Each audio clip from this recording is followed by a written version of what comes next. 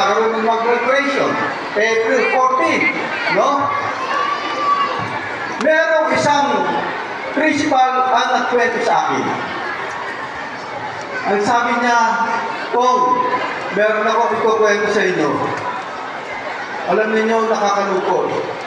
Yung isang parents nagpunta sa akin yung tanggapan. Tinatanong, Mr. Felix, bakit hindi magmamarcha ang anak ko? So nagulat ako. Nagagaling yung mga magulang. Tinawag ko yung mga teachers.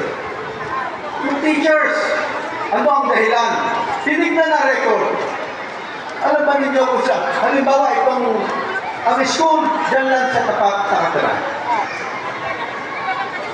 Base sa record, hindi pumapasok ang kanyang anak. Imagine, umaalis ng bahay, 10 buwan, hindi niya alam na hindi pala pumapasok ang kanyang anak. Tinatanong ba ninyo ang inyong mga anak?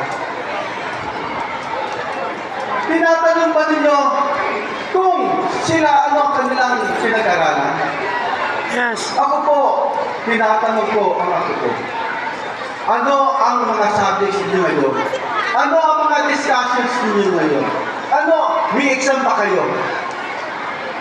One way na chineche ko siya, kung siya ay nag-aaral, kung naiintindihan niya ang kanyang nag-aaral. Merong mga notebook ang inyong mga anak, ang inyong mga apo. Chinecheck niyo ba kung may mga notes ang inyong mga anak? Meron ba? Chinecheck niyo?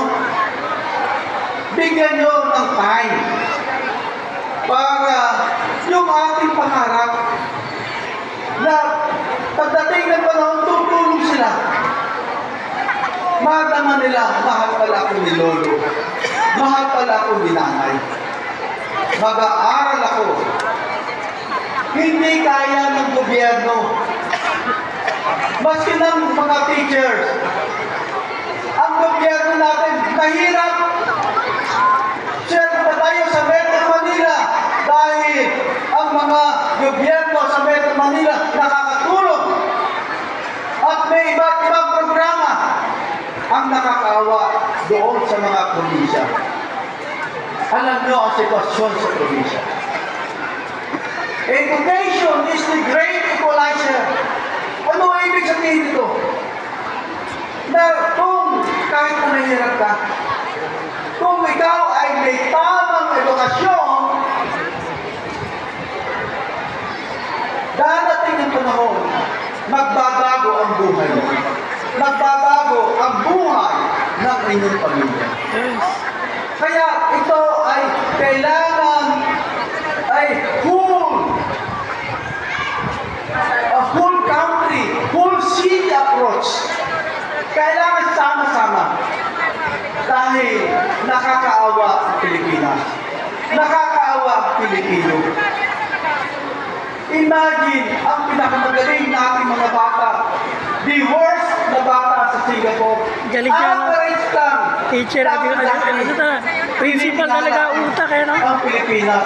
Ngayon, Principal utak ni hindi na pinupuntahan. Kaya, ito po ang aking hamon sa inyo. Hamon ko sa inyo, pagtulungan natin. Ito po ang aking ginagawa sa Kongreso. Ako ay pinili ako, lalo na pagdating sa edukasyon. Nagpaparticipate tayo para tayo ay may na-contribute. Ano ang ginawa ng panahon ko bilang mayor para sa edukasyon? Sa inyong lahat, magandang gabi.